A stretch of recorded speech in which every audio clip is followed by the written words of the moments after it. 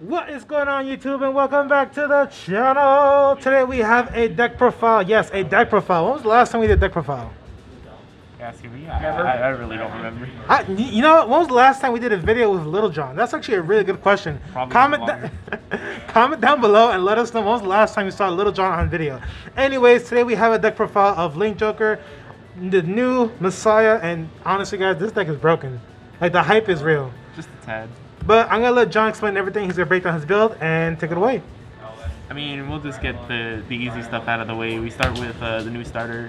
Now you actually finally have the starter that looks good. I don't want to play the Messiah one because anything I can get that looks like an old Starvader card, I'll play. So that one I'll play. And then we run 8 crit, 4 draw. We run the 4 draw PGs and 4 heal. And the reason that we even do this is, I mean, I've seen people try the 12 crit build that runs the crit PGs, the 30k ones.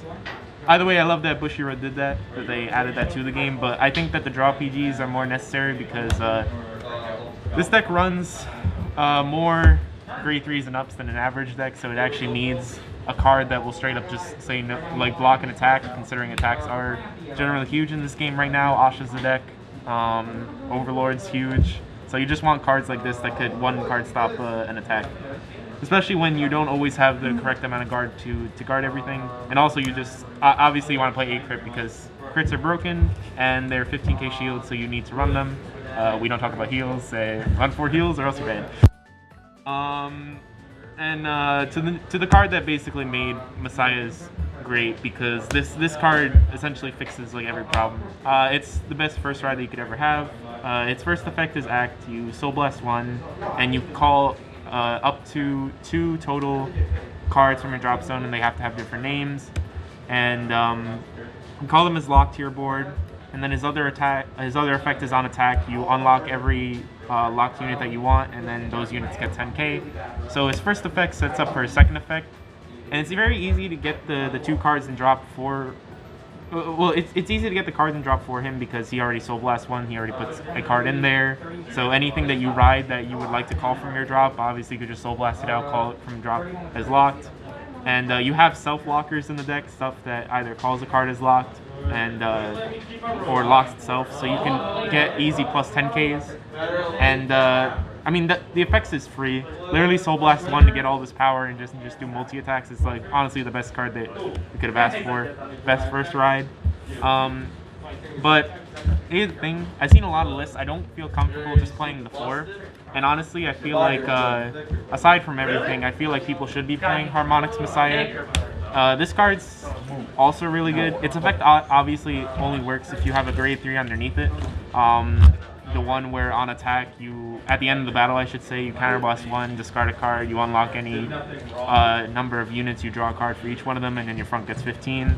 On attack, he calls a card from your deck as locked, so he could set up for that effect. But I feel like you should run him just because there's points and times where you play this deck that you, against other decks in the meta, I should say, other Excel decks or Overlord specifically, where they're going to grind you out to a point where you don't have like anything to play from your hand.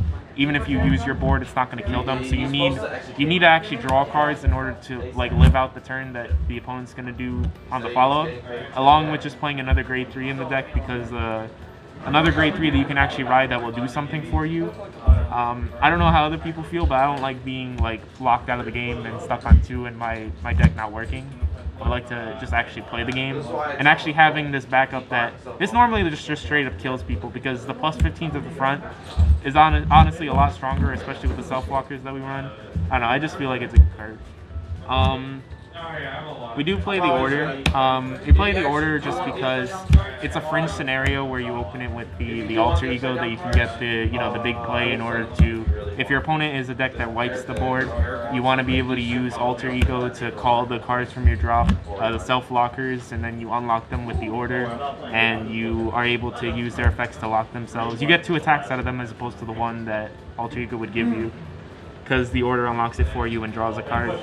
You don't want to run too many of it because I don't know if people actually know this about orders, but in Vanguard you can't use more than one of these in a turn. So if these are clogged in your hand, say you have like 2 or 3 of them, then they're going to be stuck in your hand and you can't use them to guard. So that's the other reason I only run 2 of them as opposed to the floor that people usually run. I'll probably get hate for this, but you gotta understand that the deck is running like 8 3s already. So right now it's just 3 of the grade 4. It's the kill card for this deck, but you honestly already run cards, like later on you'll see that practically do similar things, so you don't need to max out on too many of them. And you dig a lot, so you probably will end up seeing them. It's 30k, you can't ride it, you can't call it from your hand normally, or else it'll just retire itself. And its effect, so you only get it on the board through locking effects like Alter Ego and the other things. The 2 Messiahs are the only ways that it gets on the board. And its effect is at the end of the battle that it attacks, it gives the unit 10k and then it locks itself. So essentially what you do is obviously you attack with it, you give something 10k, you lock it, and then you use Alter Ego to unlock it so it can attack again for 30k. This is the only time that you will be using Force 2 is if you see this thing early and you put a Force 2 on it and then your opponent is threatened by the fact that it's a 30k with Force 2 already very fast. But again, like essentially that is the engine of the deck. The engine is this and this, and you poke at your opponent with huge numbers, a Force 2, the board is huge, and you just you attack them a lot and they just they're forced to guard or they just take a lot of damage. But aside from that, when you run the 3, you run 4 of the Lady Fencer. She's essentially a little watered down version of this, but you know, she can call herself against retire decks where if you have multiple copies of this, you just call it to the board. The first turn that you ride your Messiah, this is great because you ride it, you call this, and then you have the ability to swing for 15, it locks itself, and then you attack with Alter Ego, you unlock it, and then it swings for 25 without the booster. So obviously it's just very flexible, it's a lot easier to use version of the grade 4, and it's just good. Cards like this I was waiting on because our ways of blocking before were very, very bad. So thank you for giving me something like this because before the ways to do it were very bad. Speaking of which, this card is broken. Like very, very broken. Its effect is at the end of the battle that it attacks on Vanguard or Rearguard. You counterblast 1 and you put a card from your hand down to the board as locked, and then you draw a card. So this is good because it doesn't have to call it to an open Rearguard. It also can call it to the same Rearguard. Since it says at the end of the battle, you can attack with it. You can use its effect if you're on the Alter Ego turn or the Harmonics turn to put the card from your hand locked on top of itself, so that you can get more multi-attacks that way. So that if you have this and this in your hand, you can attack and lock.